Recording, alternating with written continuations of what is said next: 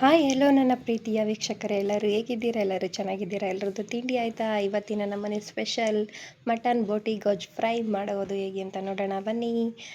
ಒಂದು ಕುಕ್ಕರ್ಗೆ ಎಣ್ಣೆ ಹಾಕಿ, ಈರುಳ್ಳಿ ಹಾಕಿ, ಬೆಳ್ಳುಳ್ಳಿ ಹಾಕಿ, ಮಾಂಸ ಹಾಕಿ ಫ್ರೈ ಮಾಡಿ, ಸ್ವಲ್ಪ ಶುಂಠಿ ಬೆಳ್ಳುಳ್ಳಿ ಪೇಸ್ಟ್ ಹಾಕಿ ಫ್ರೈ ಮಾಡ್ಕೊಳ್ಳಿ. ಚೆನ್ನಾಗಿ ಗಮ್ ಅನ್ನೋ ಥರ ಫ್ರೈ ಮಾಡ್ಕೊಳ್ಳಿ.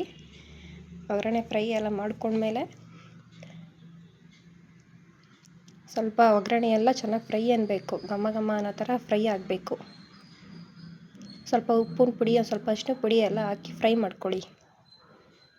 ಮಟನ್ ಬೋಟಿ ಗೊಜ್ಜು ಇವತ್ತಿನ ಸ್ಪೆಷಲ್.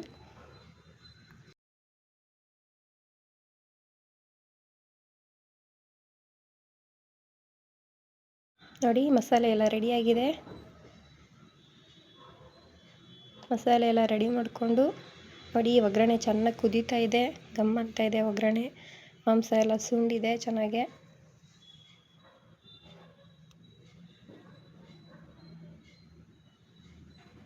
ನೋಡಿ, ಮಾಂಸ ಇದೆ ಎಲ್ಲ ಚೆನ್ನಾಗಿದಾಗಿದೆ. ಮಸಾಲೆ ಆ್ಯಡ್ ಮಾಡ್ಕೊಳ್ಳಿ. ಮಸಾಲೆ ಆ್ಯಡ್ ಮಾಡಿಕೊಂಡು ರುಚಿಗೆ ತಕ್ಕಷ್ಟು ಉಪ್ಪು ಹಾಕ್ಕೊಳ್ಳಿ. ನೋಡಿ, ಕುದಿ ಬರ್ತಾ ಇದೆ, ಚೆನ್ನಾಗಿ ಕುದೀತಾ ಇದೆ ಮಾಂಸ. ರುಚಿ ನೋಡಿದ್ದೀನಿ, ಚೆನ್ನಾಗಿದೆ. ಸಾಕು ಉಪ್ಪು ಖಾರ.